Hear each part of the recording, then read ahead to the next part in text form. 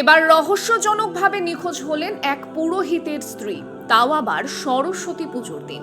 পুরোহিত মশাই পুজো নিয়ে খুবই ব্যস্ত ছিলেন, আর ওই ফাঁকেই বাপের বাড়ি যাওয়ার নাম করে তার স্ত্রী নিরুদ্দেশ হয়ে যান। ঘটনাটি শনিবার প্রকাশ্যে আসতেই ব্যাপক চাঞ্চল্য ছড়িয়েছে মালদার ইংলিশ বাজার এলাকায়। ইংলিশ বাজারের সর্বমঙ্গলা পল্লীর বাসিন্দা বিক্রম ওরফে শ্রবণ তরফদার পেশায় একজন পুরোহিত। তার স্ত্রীর নাম তনুশ্রী ঝা। পরিবার সূত্রে জানা গিয়েছে, গত 14ই ফেব্রুয়ারি সুকান্তপল্লী এলাকায় মায়ের বাড়ি যাবেন বলে ওই গৃহবধূ বাড়ি থেকে বের হয়েছিলেন। তারপর থেকেই তার আর খোঁজ মিলছে না।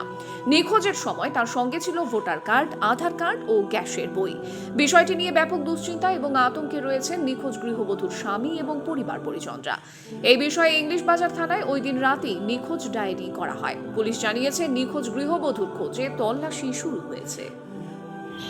14 তারিখ আমার স্ত্রী বাড়ি থেকে শ্বশুর বাড়ি যাবে বলে বেরিয়েছিল। সেই সময় আমি যেহেতু পেশায় পুরোহিত, ওটাও কাজ করি, সেজন্য আমি পুরোহিতের কাজ করতে পূজা করতে গেছিলাম। সরস্বতী পূজার দিন ছিল, তা সেই জন্য আমি ওইদিকে ব্যস্ত ছিলাম। কিন্তু আমার স্ত্রী একবার ফোন করে আমাকে বলেছিল যে আমি বেরাবো এবং ওই বাড়ি যাব। তার আগের দিন ছেলে মেয়ে আমার শ্বশুর বাড়িতে পাঠিয়ে দিয়েছিলাম, ওদেরকে পুষ্পাঞ্জলি দিয়ে নিয়ে আসবো, এই কথা বলেছিল। এবার আমি পূজাতে ব্যস্ত যথারীতি। তারপর আমার ভাইয়ের বউ গেছিল স্কুলে ওর মেয়েকে নিতে সরস্বতী পূজার দিন। তো সেইখানে আমার শাশুড়ির সাথে দেখা হয় এবং শাশুড়িকে জিজ্ঞাসা করে যে আমার যা কোথায়। তখন বলে যে না, এইখানে তো আসেনি।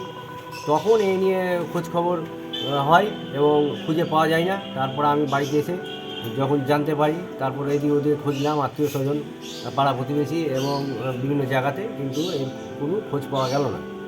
তারপর আমি রাত্রেবেলা 9টার সময় থানাতে যাই এবং সেখানে ডায়েরি করি। তো ওনারা বললেন যে মিসিং ডায়েরি করতে হবে। এবার মিসিং ডায়েরি করার পর যথারীতি করলাম। তো বললো যে জিডি নাম্বারটা পরে নিয়ে যেতে। তা আমি পরের দিন আবার সকালে গেলাম জিডি নাম্বার নিতে, যে রাতে এসো।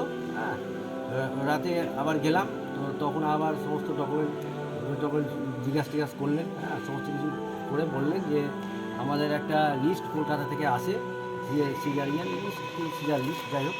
তো সেই লিস্টটা আসবে, তবে আমরা কিছু একটা করতে পারবো। তো সেই লিস্টটা একদিনেও আসতে পারে বা দুদিনও সময় লাগতে পারে।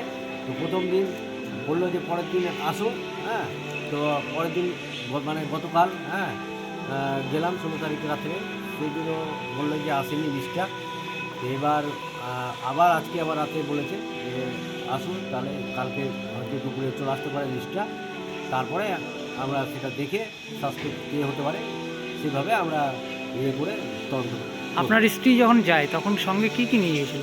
আমার স্ত্রীর সঙ্গে শুধু আধার কার্ড, ভোটার কার্ডটা, ব্যাংকের গ্যাসের বই লিঙ্ক করার জন্য কিছুদিন আগে দিয়েছিলাম আধার কার্ড, ভোটার কার্ড, সেটাই ওনার ইয়েতে ব্যাগে রাখা ছিল।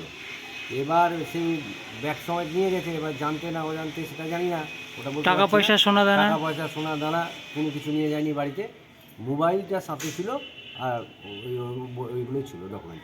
আপনার কাছে কোনো ফোন এসছে এখনো পর্যন্ত? না, কোনো ফোন আসেনি। কিন্তু স্ত্রীকে যখন থেকে পাচ্ছি না, ফোন সুইচ অফ। আর কোনো খবর নাই। এবার চারদিকে আমি খোঁজ খবর লাগাচ্ছি, কিন্তু কোনো খবর নাই এখন পর্যন্ত। আপনার নাম? আমার নাম ডাকনাম বিক্রম তরফদার, ভালো নাম শ্রবণ তরফদার।